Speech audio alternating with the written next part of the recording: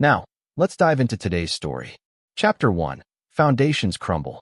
For 23 years, Maxwell Thorne had built his life on what he believed was solid ground. A self-made real estate developer with a portfolio spanning 3 states, he had constructed not just buildings, but a life that others envied. His Mediterranean-style mansion in the hills overlooking Boulder, Colorado stood as a testament to his success and to the life he had built with his wife, Laurel. At 52, Maxwell maintained the physical discipline of a man 15 years younger. His salt and pepper hair and steel blue eyes gave him a distinguished appearance that commanded respect in business circles. He had married Laurel when they were both 25, after meeting at a charity auction where she had outbid him for a vintage motorcycle he'd coveted. Her boldness had captivated him then. Now he wondered if that same trait would be his undoing. Their daughter Willow had always been more her mother's daughter than his. Even as a toddler, she had gravitated toward Laurel's warmth rather than his more reserved nature. Now at 20, studying psychology at Berkeley, Willow had embraced philosophies that bewildered Maxwell, concepts of relational fluidity and emotional autonomy that seemed designed to undermine everything he valued. The first hints of trouble had come subtly. Laurel's sudden interest in finding herself at 48. The yoga retreats that stretched from weekends to week-long excursions. The new wardrobe that seemed designed for someone a decade younger.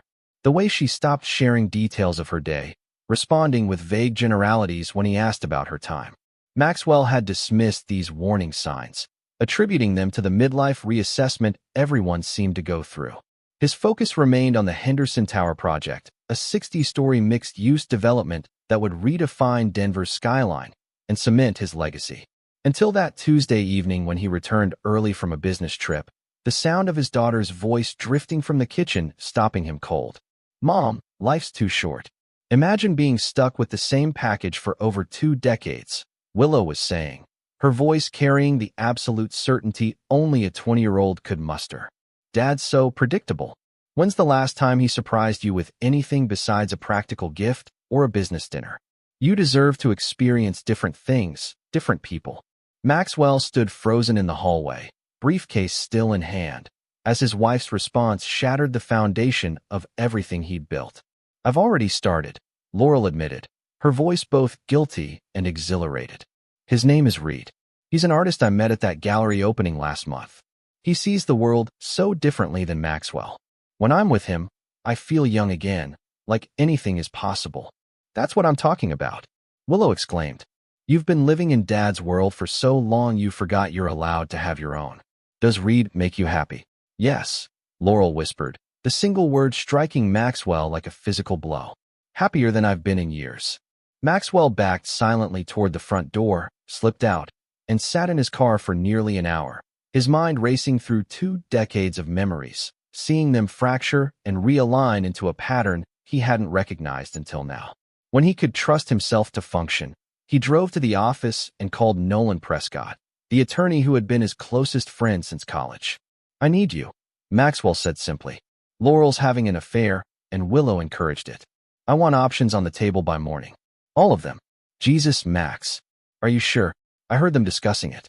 Apparently, I'm just a package she's been stuck with for 2 decades. The silence on the other end stretched for several seconds before Nolan responded, his voice dropping to the tone Maxwell recognized from their most serious business negotiations. "Come to my house now. Don't go home tonight. Don't contact either of them. We need to be strategic."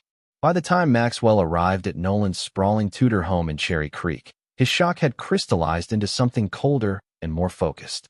As they sat in Nolan's wood-paneled study, Maxwell declined the offered bourbon. "I need clarity," he explained. "I've been blind for too long already." Nolan nodded, his lean face serious beneath his trademark silver crew cut. "The first 24 hours will determine everything." "What exactly do you want, Max?" Maxwell stared out at the Denver skyline, the lights of the city he had helped shape twinkling in the distance. "I want what's mine," he said finally, "and I want them to understand exactly what they've thrown away." Chapter 2. Tactical Retreat. By dawn, Maxwell's phone showed 39 missed calls and a dozen increasingly frantic text messages from Laurel. The last voicemail captured her panic. "For God's sake, call me back. I don't know what you heard, but we need to talk. Please, Max." He listened to it twice, noting the fear in her voice with detached interest. In the harsh morning light of Nolan's guest bedroom, Maxwell studied his reflection. The man who stared back seemed different somehow, harder around the eyes, the set of his jaw more pronounced. "You've got options," Nolan said, laying out file folders across the breakfast table after his housekeeper had cleared their plates. "I had my team working all night." Maxwell raised an eyebrow. "Your divorce team?" "And others," Nolan said simply. "This goes beyond just divorce strategy, Max. This is about protecting everything you've built." The folders contained comprehensive information about Laurel's activities over the past 6 months, credit card statements showing meals at restaurants Maxwell had never visited, hotel charges in Boulder when she'd claimed to be at yoga retreats, text message logs showing thousands of exchanges with a number identified as belonging to Reed Donovan. "How did you get these so quickly?" Maxwell asked, though he already suspected the answer. Nolan's face remained impassive. "You remember Vince Salazar? He handles security for most of your properties. He's resourceful." Maxwell nodded slowly. "And Reed Donovan?" Nolan slid another folder across the table. 36. Mixed media artist with a small gallery in Boulder. 3 exhibitions in Denver over the past year. Divorced twice. No children. Rents a converted warehouse space. Lives mostly on family money. Trust fund from his maternal grandfather's shipping business. The folder contained photographs, surveillance shots of a lanky man with shoulder-length dark hair and a carefully cultivated 3-day stubble. In several images, Laurel appeared at his side, looking younger somehow, laughing in a way Maxwell realized he hadn't seen in years. And Willow? How involved is she?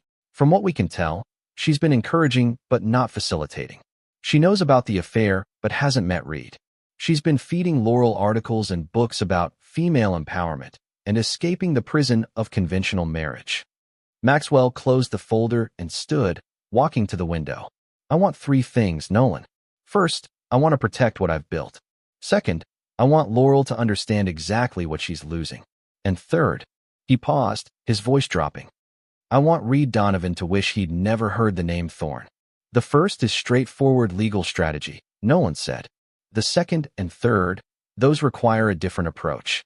Are you prepared for what that might entail?" Maxwell turned, his expression grim. "I've spent my life building things. Now I'll learn how to dismantle them." By noon, the pieces were in motion. Maxwell checked into the presidential suite of the Four Seasons under a business associate's name. Nolan's team filed preliminary divorce papers with specific instructions to hold them until further notice. Vince Salazar established surveillance on both Laurel and Reed. Maxwell finally answered Laurel's call at exactly 3:47 p.m. "Where are you?" she demanded, her voice a mixture of anger and fear. "I've been worried sick." "Have you?" Maxwell replied, his voice calm. "I thought you'd be relieved I wasn't at home. More time for you and Reed to discuss art." The silence on the other end confirmed everything. "Maxwell, please. Whatever you think you heard." "I heard enough," he cut in. 23 years, Laurel. And you and our daughter reduced it to being stuck with the same package. That's quite an evaluation of our life together." "It wasn't like that," she protested. "Willow doesn't understand." "I think she understands perfectly. She helped you rationalize betraying me. And you chose to listen." "We need to talk about this face to face," Laurel insisted. "Come home." "That's not home anymore," Maxwell said. "Not for me. You've made your choice, Laurel. Now I'll make mine." He ended the call and turned to Nolan, who had been listening. "She'll go to Reed now. She'll need comforting." Nolan nodded. "Vince is in position. We'll know everything." Maxwell stared out at the Denver skyline, his expression hardening. "Good. Now we begin." Chapter 3. Blueprints of Retribution. 1 week into his self-imposed exile, Maxwell established a war room in a secured office space in his downtown building. The walls were covered with information, timelines, photographs, financial records, property deeds. Vince Salazar's surveillance had confirmed that Reed had moved into the mansion 3 days after Maxwell's disappearance, at Laurel's insistence. "She's scared," Nolan observed, studying the surveillance photos. "Look at her body language. She knows something's coming." Maxwell nodded, scrutinizing an image of Laurel and Reed entering an attorney's office. "Breckman and Associates. Aggressive but sloppy. They'll push for a quick settlement, hoping I'm too emotional to think clearly." Vince, a compact man with the watchful eyes of his former profession as a military intelligence officer, added another photo to the board. Willow arrived yesterday. She's staying in her old room. Family solidarity, Maxwell murmured. How touching. The third member of their planning group, a woman named Sybil Reese, spoke up. As the CFO of Maxwell's company, she knew his financial structure better than anyone. The trust fund is secure, she confirmed. They can't touch the primary business assets. The prenup will hold for everything acquired during the marriage through your business activities. And the personal assets? Maxwell asked. More vulnerable, Sybil admitted. The homes, the art collection, the vehicles, those would typically be divided according to Colorado's marital property laws. But there are approaches we could consider. Maxwell raised an eyebrow. Legal approaches? Sybil's smile was thin. Let's call them creative interpretations of existing legal frameworks. For 3 more days, they refined their strategy. Maxwell maintained his normal business schedule, attending meetings and conference calls as if nothing had changed. The Henderson Tower project continued on schedule. Only his inner circle knew that something fundamental had shifted in the man himself. On the 10th day, Maxwell received a call from an unexpected source. Kira Donovan, Reed's second ex-wife. Mr. Thorne? You don't know me, but I think we might have something to discuss. They met at a quiet restaurant in Cherry Creek. Kira was younger than Maxwell had expected, perhaps early 30s, with short auburn hair and shrewd green eyes. Reed has a pattern, she explained after preliminaries. He finds successful, established women at transition points in their lives. Makes them feel young and valued and understood. He's very good at it.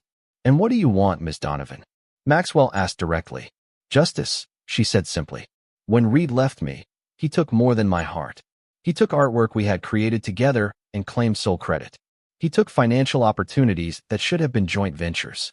He builds his life on the ruins of others. Revenge is an expensive hobby, Maxwell observed. Kira's smile was sharp. I'm not looking for money, Mr. Thorne. I'm looking for an ally. Someone with the resources to do what I couldn't. Later that evening, Maxwell added Kira's information to his war room. She had provided detailed records of Reed's financial irregularities, including tax documents showing questionable deductions and evidence that several pieces in his current collection had originated in collaborative works with former partners. This gives us leverage, Nolan noted. But it's not enough for what you've described. No, Maxwell agreed. It's just the foundation. That night, alone in his hotel suite, Maxwell received another call, this one from Willow. Dad? She said when he answered, her voice small in a way he hadn't heard since she was a child. I made a terrible mistake. Several, Maxwell corrected coldly. You don't understand, she pressed. Reed isn't who Mom thinks he is. I've seen things, heard things. He's using her. And you're only realizing this now? After you encouraged her to throw away our marriage. I thought she was unhappy. Willow protested. I thought you were just coexisting. I didn't understand what you had together. Neither did I, apparently, Maxwell said. What do you want, Willow? Help, she whispered. Mom won't listen to me now. She thinks I'm jealous or trying to control her. Reed has isolated her from everyone. Even Aunt Patricia tried to warn her, and Mom shut her out. Maxwell considered this new information. Patricia was Laurel's older sister, the family touchstone whose approval Laurel had always sought. Why should I help? He asked finally. You betrayed me as surely as your mother did. Because you're better than this, Willow said. Better than what I thought. Better than what Reed is turning Mom into. After the call ended, Maxwell stared at the ceiling for hours, turning over strategies and possibilities in his mind. By morning, the blueprint for his revenge had crystallized. A complex, multi-layered plan that would require precision, timing, and absolute commitment. Are you certain? Nolan asked when Maxwell outlined what he intended. Once we start this, there's no turning back. Maxwell's expression was resolute. They dismantled my life without a second thought. Now I'll show them what it means to lose everything you value. The only difference is, I'll make sure they see it coming, one piece at a time. Chapter 4, Opening Moves. 3 weeks after discovering Laurel's betrayal, Maxwell made his first public move. He returned to the mansion on a Sunday morning when surveillance confirmed both Laurel and Reed would be present. He arrived in the Bentley, dressed impeccably in one of his tailored suits, his demeanor calm and controlled. The security cameras captured Laurel rushing to the front door when the gate intercom announced his arrival. Reed hovered uncertainly in the background, trying to appear casual in designer jeans and a Henley that cost more than most people's entire wardrobes. "Maxwell," Laurel breathed when he entered, her eyes searching his face. "I've been so worried." "Have you?" he asked pleasantly, moving past her into the grand foyer. His gaze swept the space, noting subtle changes. Reed's motorcycle boots by the door, an abstract painting that hadn't been there before, the rearrangement of furniture in the living room visible through the archway. Reed stepped forward, extending his hand. "Mr. Thorne, I think we should." Maxwell ignored the outstretched hand completely, his attention focused solely on Laurel. "I've come for some of my things," he explained, "and to discuss practical matters." Laurel's expression cycled through relief, confusion, and wary suspicion. "Of course. Would you like some coffee? We could talk in the study." "No need for hospitality," Maxwell replied. "This isn't a social call." He proceeded upstairs to the master bedroom, where Vince had confirmed Reed had installed himself. Opening the closet, Maxwell selected several specific suits, shirts, and accessories, placing them in the garment bags Nolan carried. From the safe behind the painting of Aspen in winter, he removed specific documents and the vintage watch collection that had been his father's. Laurel hovered in the doorway, her composure cracking. "Maxwell, please. We need to talk about this like adults. I never meant to hurt you." Maxwell paused, turning to face her. "Interesting. When you were discussing me with our daughter, describing me as a package you were stuck with, did that not seem hurtful to you?" Color drained from Laurel's face. "You weren't supposed to hear that.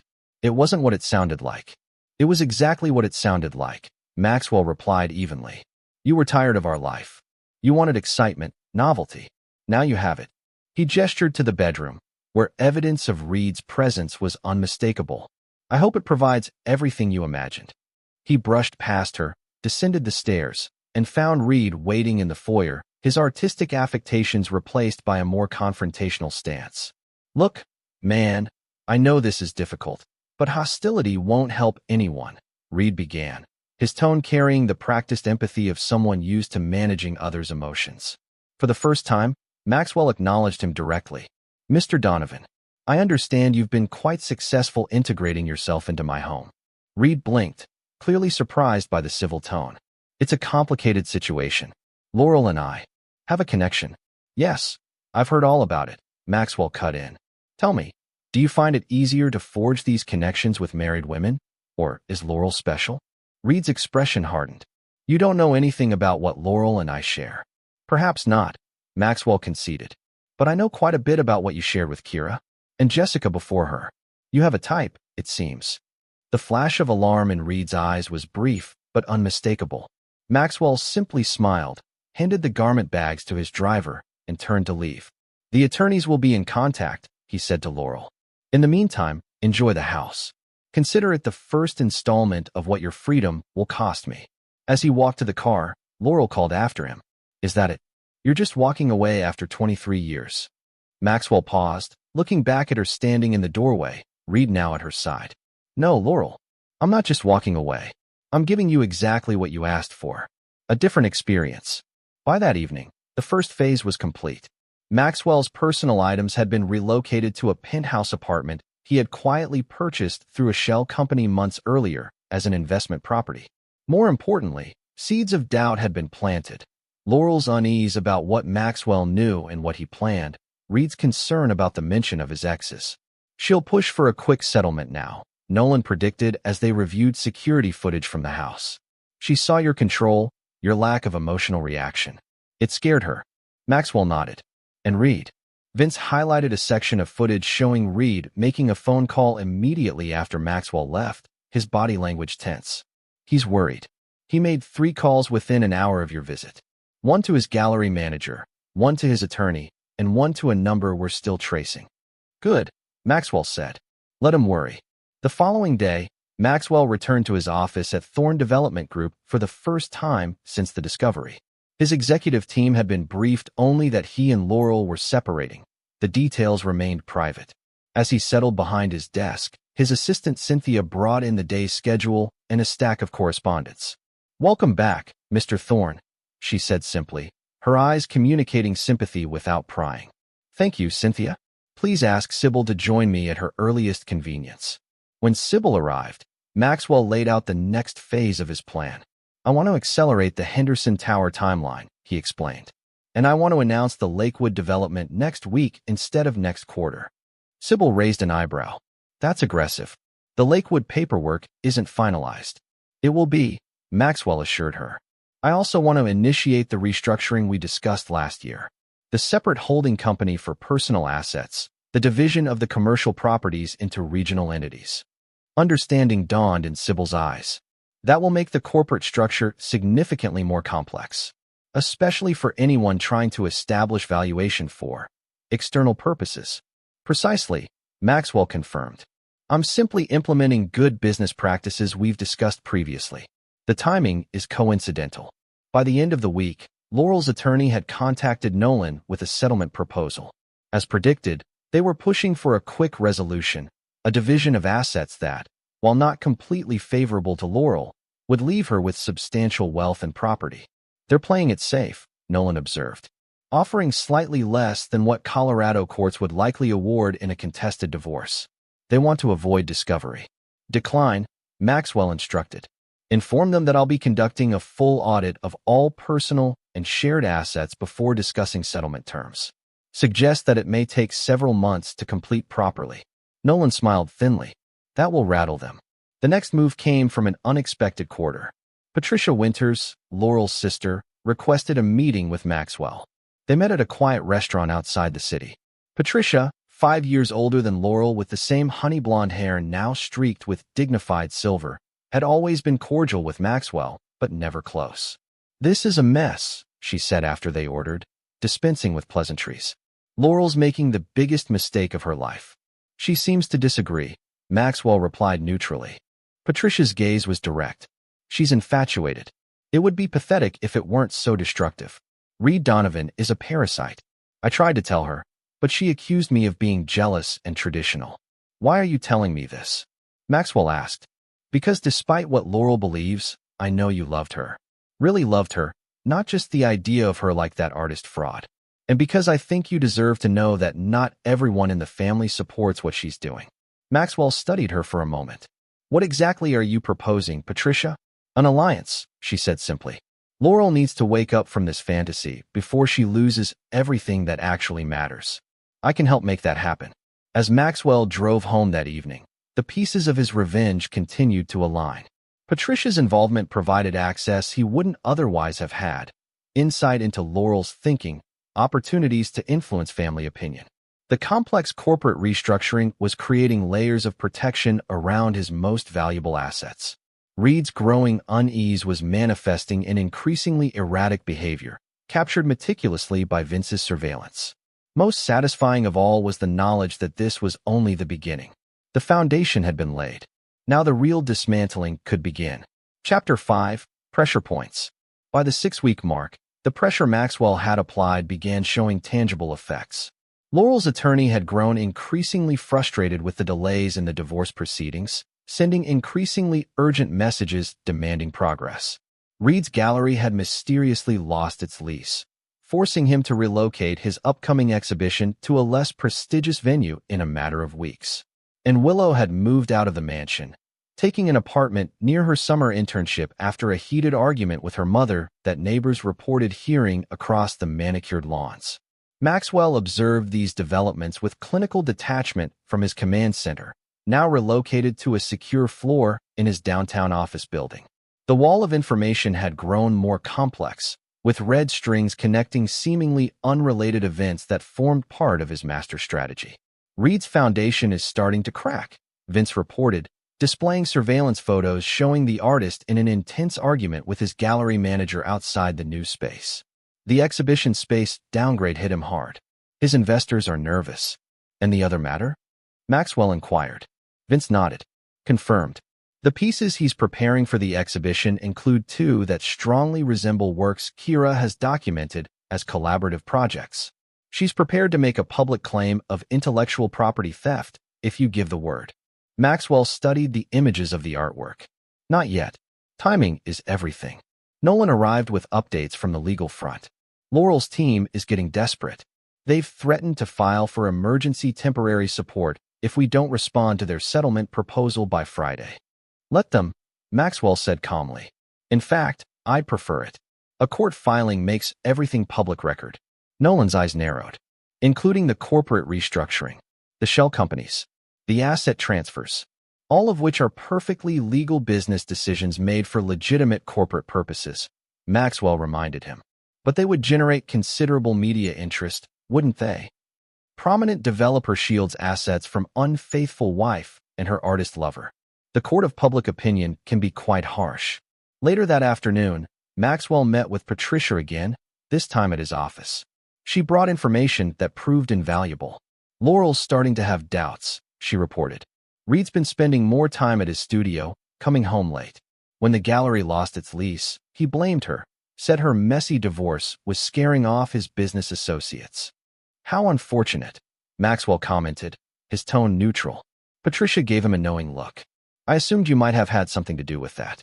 The building management company that canceled the lease is a subsidiary of Urban Core Development. That's one of your partners, isn't it? Maxwell neither confirmed nor denied, merely offering a thin smile. Real estate is a complex industry. Connections aren't always obvious. Well, whatever you're doing, it's working. Reed showed his true colors when things got difficult. Laurel saw him scream at a barista yesterday over a minor mistake with his order. She was shocked. Apparently, he's always been so sensitive and understanding before. Pressure reveals character, Maxwell observed. Some people crumble when their carefully constructed facade is challenged. Patricia studied him with new respect. You're not what I expected, Maxwell. Laurel always described you as brilliant but straightforward. There's nothing straightforward about what you're doing. I built my first successful development by understanding that the foundation determines everything. Rushing produces cracks. Patience ensures stability. The next phase accelerated when Sybil brought news that would perfectly serve Maxwell's purposes. The Henderson Tower anchor tenant is getting cold feet, she reported. They've heard rumors about your personal situation affecting the company. Most developers would have panicked at potentially losing the tenant whose commitment had secured financing for a 60-story tower. Maxwell merely nodded thoughtfully. Who's the source? We traced it back to comments made at the Chamber's fundraiser last week. Reed was there, apparently as Laurel's guest. He was overheard discussing your financial troubles with several potential investors. Maxwell's expression hardened momentarily before returning to calculated neutrality. Perfect. Reach out to Brighton Financial. Tell them we're considering alternative anchor tenants and offer them 72 hours to reconfirm their commitment before we move on. Sybil looked startled. Brighton is our strongest option. If they pull out, they won't, Maxwell assured her. Not once they realize they're being manipulated. And when they recommit, we'll have evidence of Reed's direct interference in a 9-figure business deal. That evening, Maxwell received an unexpected visitor at his penthouse. Willow stood at his door, looking younger than her 20 years and visibly distressed. I didn't know where else to go, she admitted when he let her in. Mom won't listen to me. Reed threatened to have me removed from the house when I questioned why he was talking about you to his business associates. Maxwell observed his daughter carefully. What exactly did you hear? He told someone that your company was over-leveraged, that the Henderson Tower was in trouble. He said anyone investing with you now was taking a massive risk. Willow's eyes filled with tears. Dad, I know I messed up. I thought Mom was unhappy and needed encouragement to find herself. I never imagined she'd blow up everything for someone like Reed. Maxwell guided her to sit on the sofa, maintaining emotional distance while offering physical proximity. What changed your mind about him? Willow looked down. I saw his texts. He has another woman he's seeing, someone named Mira, and I found letters from his exes. They all say the same things about how he used them, took credit for their work, spent their money, then moved on. And you showed these to your mother? She accused me of fabricating them to sabotage her happiness. Willow's voice broke.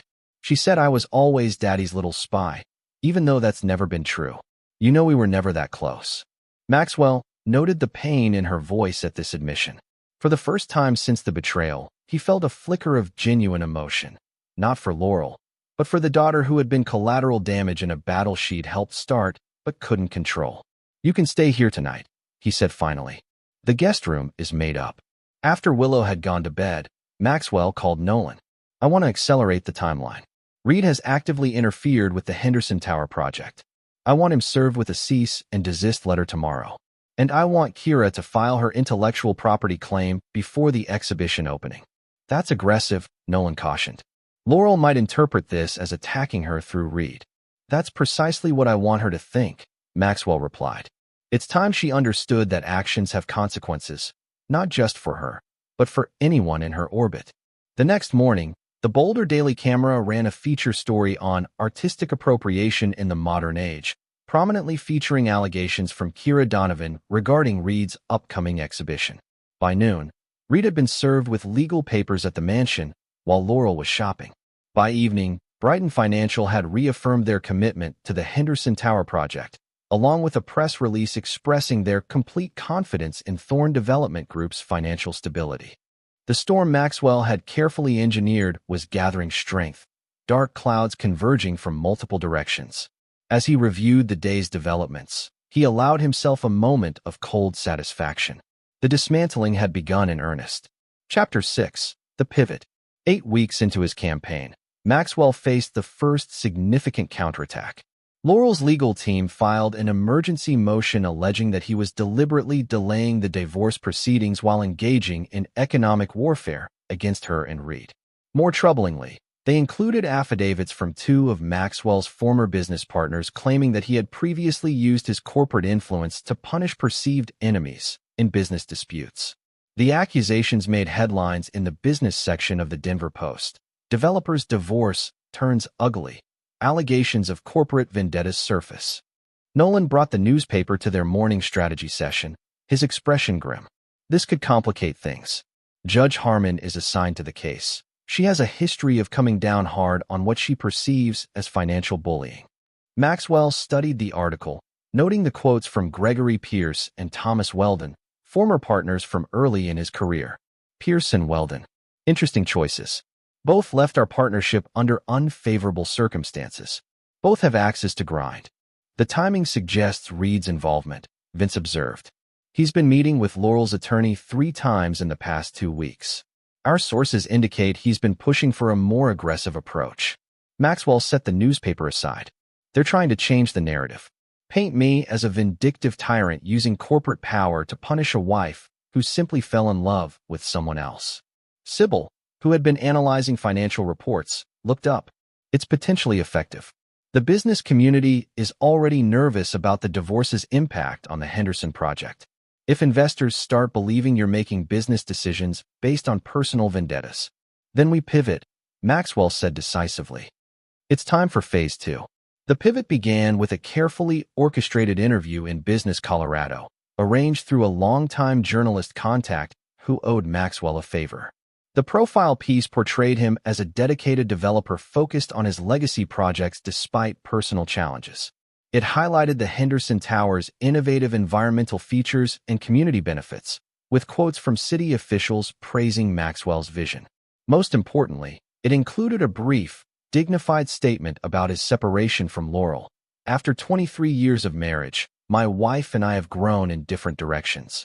While the end of our relationship is painful, I wish her happiness and am focused on creating a positive future for both of us through an equitable resolution.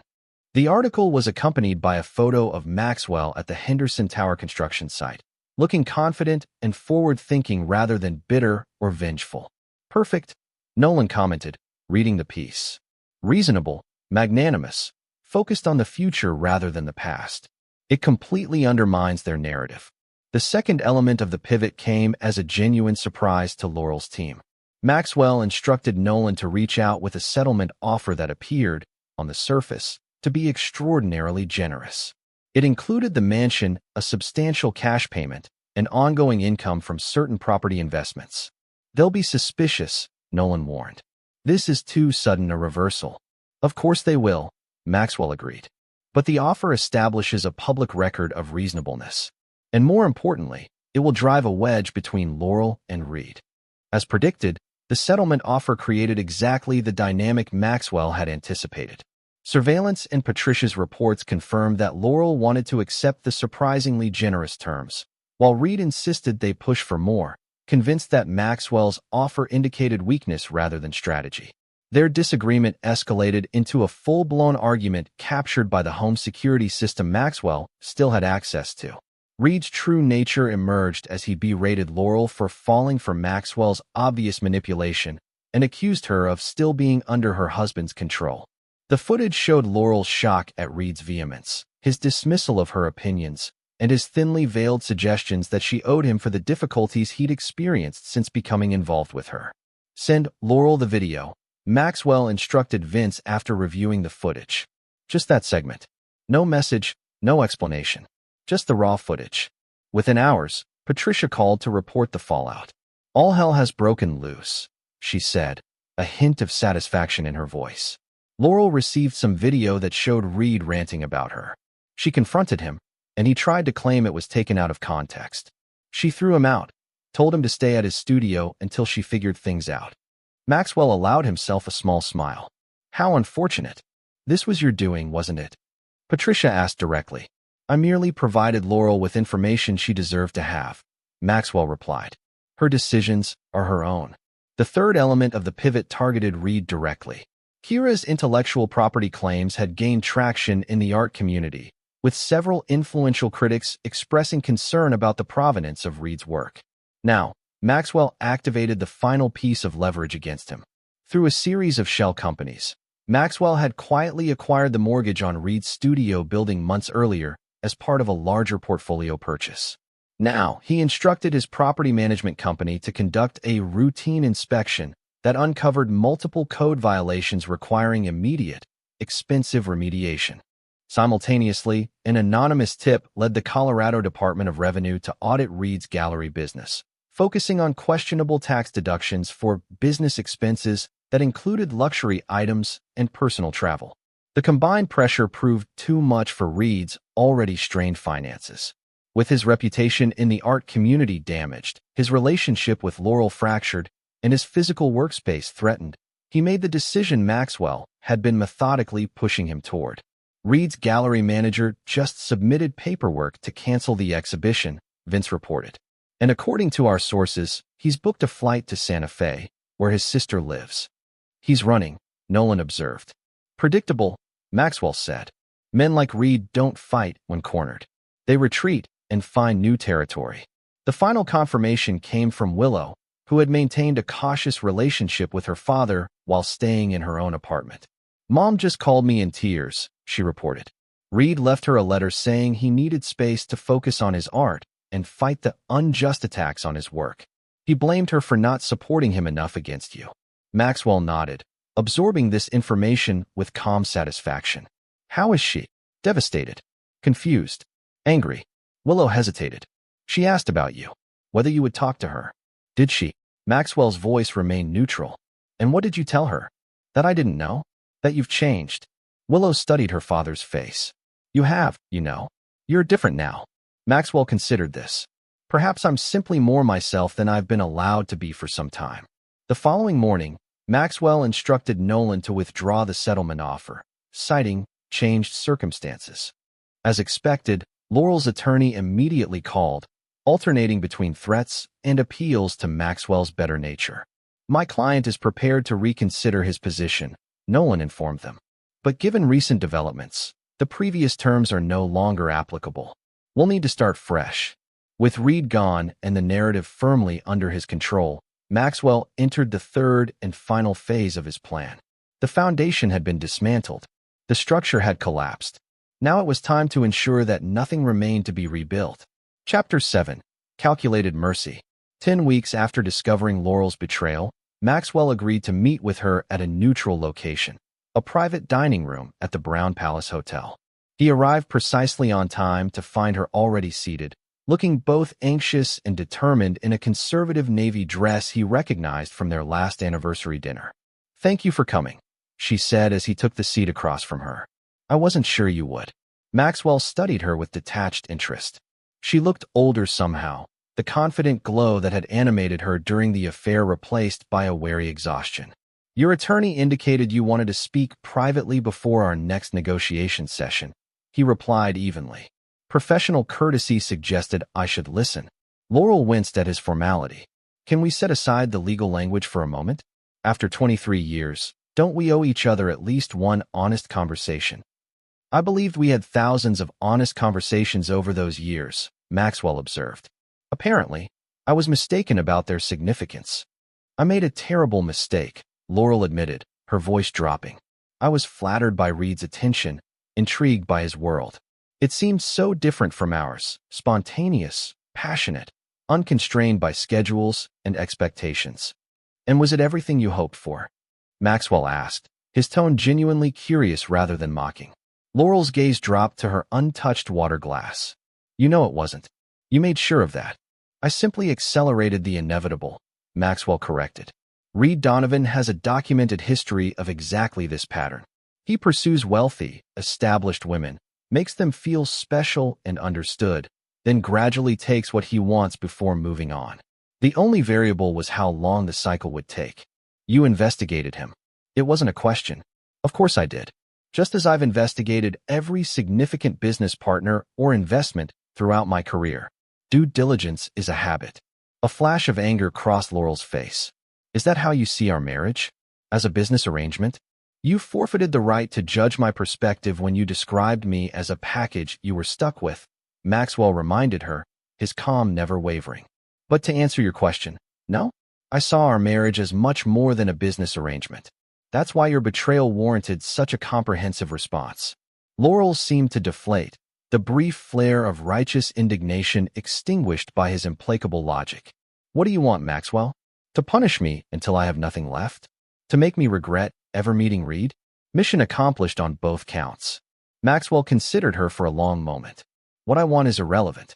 We're discussing terms of separation, not reconciliation. And if I wanted reconciliation? Laurel asked quietly. If I acknowledged that I made the biggest mistake of my life and wanted to rebuild what we had. For the first time in their conversation, genuine emotion flickered across Maxwell's features. Not anger or hurt, but something closer to pity. What we had no longer exists, he said finally. It was dismantled piece by piece, not just by your affair, but by the thought process that led to it. By the conversations with our daughter where you reduced our life together to a prison sentence. By the 1,000 small decisions that culminated in betrayal. Tears welled in Laurel's eyes. You're saying there's no possibility of forgiveness. I'm saying there's nothing left to forgive, Maxwell clarified. The man who built his life around you, who measured his success partly by your happiness, he no longer exists. I've become someone else these past 10 weeks. Someone who sees more clearly. The silence stretched between them, heavy with the weight of what had been lost.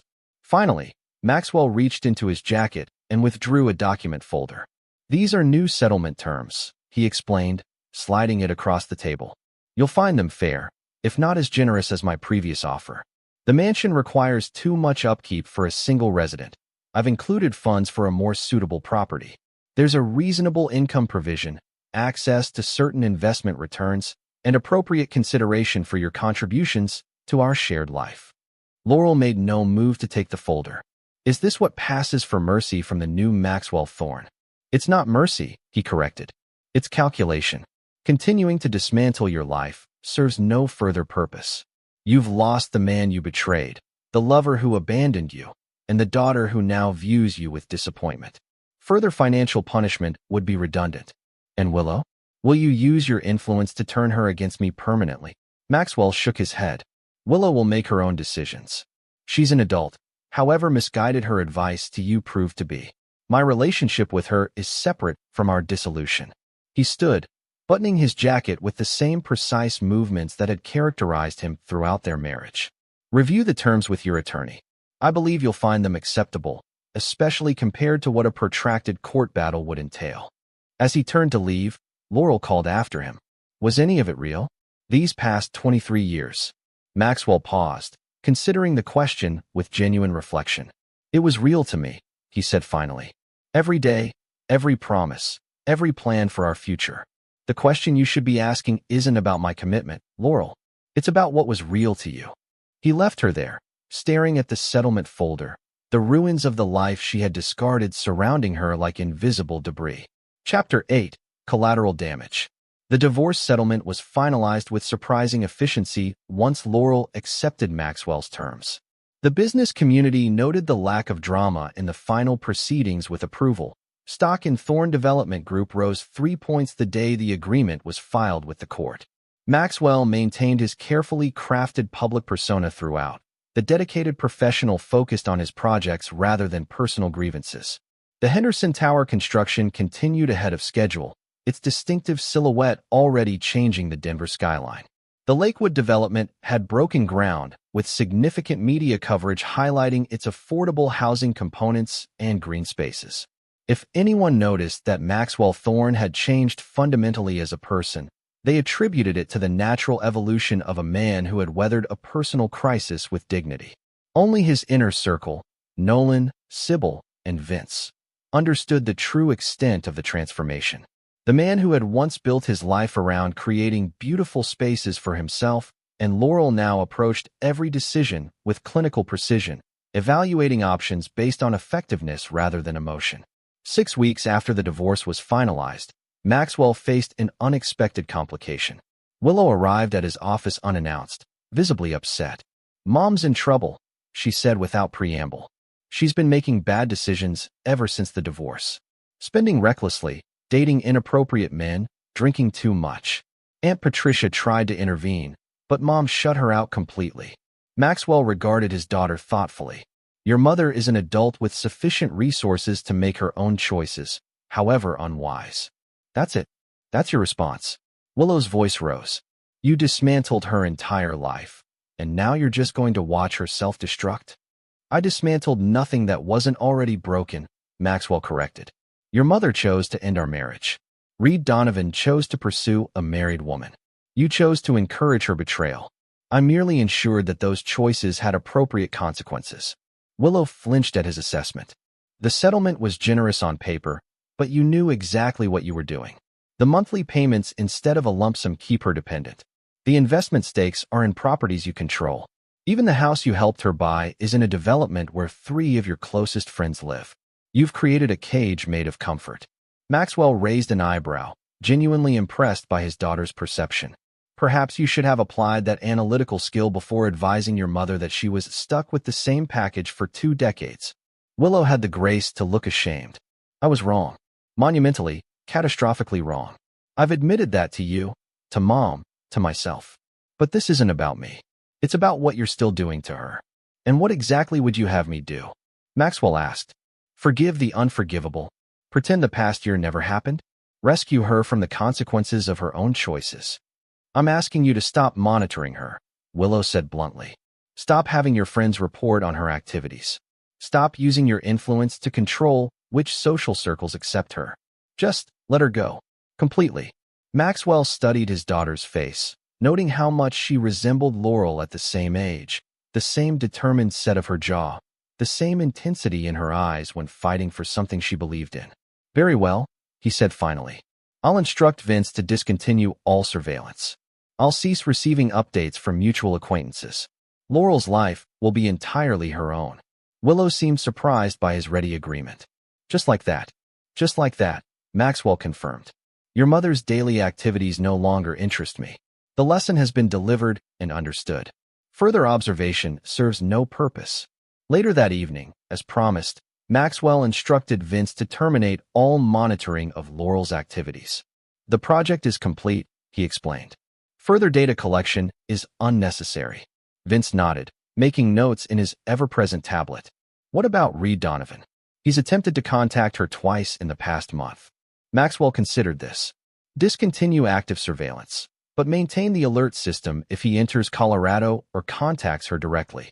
His pattern suggests he'll eventually return to attempt reconnection once he believes the situation has cooled. And if he does?" A cold smile crossed Maxwell's face. "Then we'll remind him why that would be inadvisable." 2 days later, Maxwell received an unexpected call from Patricia. "Laurel's been in an accident," she reported, her voice tight with worry. "She was driving back from Aspen last night and went off the road near Georgetown. They're saying she might have been drinking." Maxwell absorbed this information with outward calm. "How serious are her injuries?" "Broken ribs, concussion, various cuts and bruises." She's stable, but pretty shaken up. The police are investigating whether charges should be filed. I see. Is there something specific you're asking of me, Patricia? A pause. She's asking for you, Maxwell. I told her it was inappropriate, but she insists. Says there are things she needs to tell you that can't wait. Maxwell weighed his options carefully. Text me the hospital information. I'll consider it. After ending the call, he sat in his office for nearly an hour, staring out at the city he had helped shape, contemplating this unexpected development. Finally, he made his decision. The hospital room was dimly lit when he arrived that evening. Laurel lay propped against pillows, her face pale beneath angry red scrapes and bruises, a bandage circling her head. She seemed smaller somehow, diminished not just by injury, but by the months of emotional turmoil. You came, she said when she saw him, her voice hoarse. Patricia indicated it was important. Maxwell replied, remaining near the doorway. Laurel attempted to shift position, wincing with the movement. The doctors say I'm lucky. The car went down an embankment, but caught on some trees before it could roll. Another few feet. Maxwell said nothing, waiting for her to continue. I wasn't drinking, she said firmly. The police tested me at the scene. I swerved to avoid a deer. It was just an accident. I'm glad you weren't seriously injured, Maxwell offered neutrally. Laurel's gaze sharpened despite her medications. That's it. Just professional courtesy again. What would you prefer? Performative concern? Rushing to your bedside as if the past year hadn't happened? We're divorced, Laurel. We're no longer responsible for each other's well-being. Tears welled in her eyes. Is that really who you've become? Someone who can stand there looking at me in a hospital bed and feel nothing at all? Maxwell considered the question seriously. What I feel or don't feel is no longer your concern. You've forfeited the right to my emotional responses along with everything else. I know, Laurel whispered. That's what I realized when the car was going over the edge. I threw away the one real thing in my life for a fantasy that collapsed as soon as it was tested. I destroyed something precious because I was too blind to see its value. Maxwell moved closer to the bed, studying her with clinical detachment. Is that what you needed to tell me? That you've had an epiphany about our marriage now that it's irrevocably over? No, Laurel said, meeting his gaze directly. I needed to tell you that I understand what you did. All of it. The careful dismantling of everything Reed valued. The strategic pressure that revealed his true nature. The calculated mercy of the settlement that keeps me comfortable but powerless in the world we used to share. You give me too much credit, Maxwell demurred. No, I didn't give you enough, Laurel countered. That was always my mistake.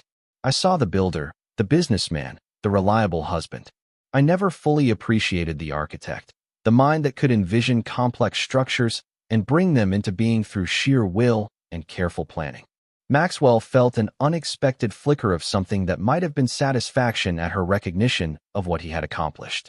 And now that you understand, now I can finally let go, Laurel said simply. Stop hoping there's a path back. Stop punishing myself with what-ifs. You created the perfect revenge, Maxwell. You made sure I would understand exactly what I threw away, and you ensured I would live with that knowledge for the rest of my life. Maxwell considered her words. An architect designs with purpose. Every element serves the overall vision. If you've truly understood the design, then it has fulfilled its function.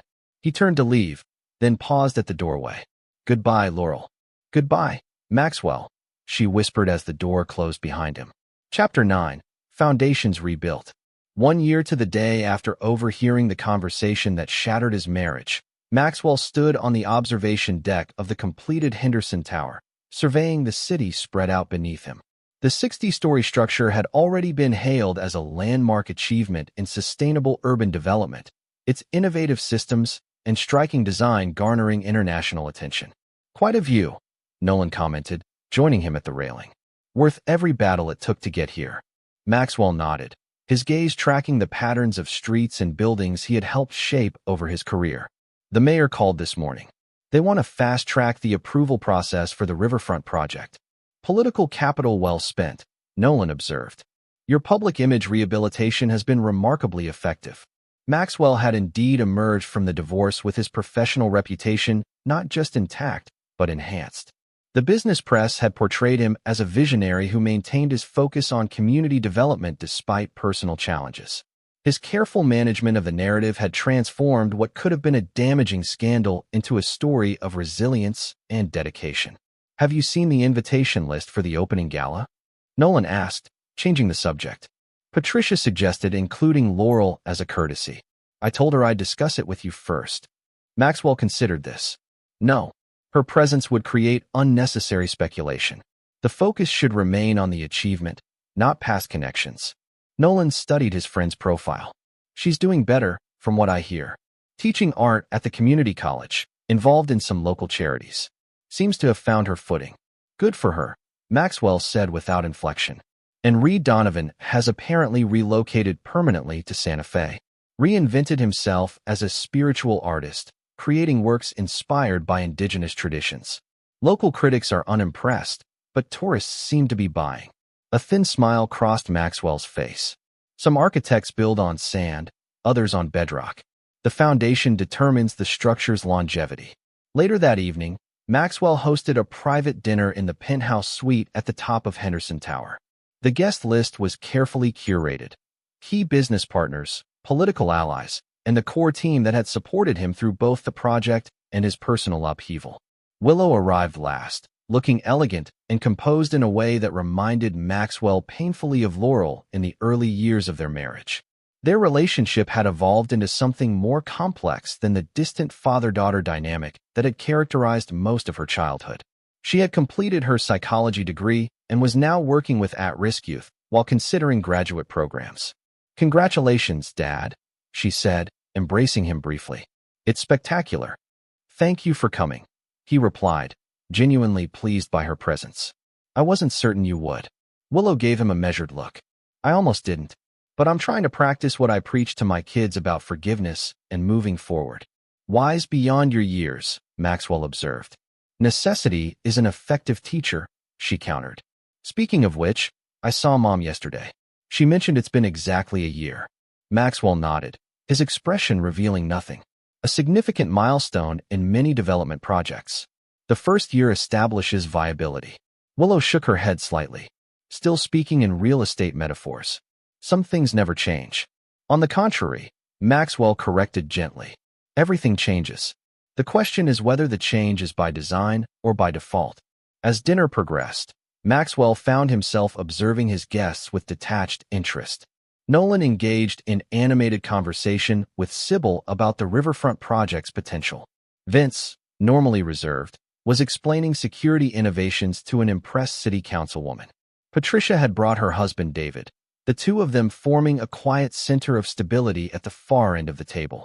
After dessert had been served, Nolan tapped his glass for attention. "I'd like to propose a toast to Maxwell Thorne," he announced. "A man who builds not just structures, but legacies. The Henderson Tower will stand as a monument to his vision long after we're all gone." Glasses raised around the table, accompanied by murmurs of agreement. "And to new beginnings," Nolan added, with a meaningful look at Maxwell. "May the foundations of the future be even stronger than those of the past." Later, as guests began to depart, Maxwell found himself alone on the balcony with Willow. The city lights spread below them like a reflection of the stars above, a galaxy of human ambition and perseverance. "Do you ever regret it?" Willow asked suddenly. "The way things ended with Mom? The person you became to make it happen?" Maxwell considered the question with genuine reflection. "I regret the necessity," he said finally. "I regret that the circumstances required such a transformation. But the outcome? No. The architect must be willing to dismantle what cannot be salvaged in order to build something that will endure." "And what are you building now, Dad?" "Now that the revenge is complete, the tower is finished, all your enemies vanquished." Maxwell gazed out at the city he had helped shape, the patterns of light and shadow forming a complex tapestry of possibility. "Something different," he said simply. "Something built not on expectations or obligations, but on clear-eyed understanding of human nature. Your mother taught me an invaluable lesson, painful as it was. People will inevitably reveal their true character under pressure. The architect's job is to design accordingly." Willow studied her father's profile, understanding dawning in her eyes. "You really have changed," she observed. "Permanently." "We all have," Maxwell replied. "You, me, your mother. The structures of our lives collapsed, and we've each rebuilt according to our nature. That's the truth of any significant destruction. It forces reconstruction, for better or worse. As the last guests departed and Maxwell stood alone in the penthouse that crowned his greatest achievement, he felt neither triumph nor regret, but a cold, clear certainty. He had not merely survived betrayal. He had transformed it into the foundation for a new existence. One built not on trust or sentiment, but on precision and control. The revenge had never been about punishing Laurel or Reed, he realized. It had been about remaking himself into someone who could never be blindsided again. Someone who understood that every relationship was, at its core, a structure that could be analyzed, influenced, and if necessary, dismantled. Maxwell Thorne, master architect of buildings and consequences, turned away from the view and prepared for whatever would come next, secure in the knowledge that no foundation he built would ever crumble again. This is where our story comes to an end. Share your thoughts in the comments section. Thanks for your time. If you enjoy this story, please subscribe to this channel. Click on the video you see on the screen, and I will see you there.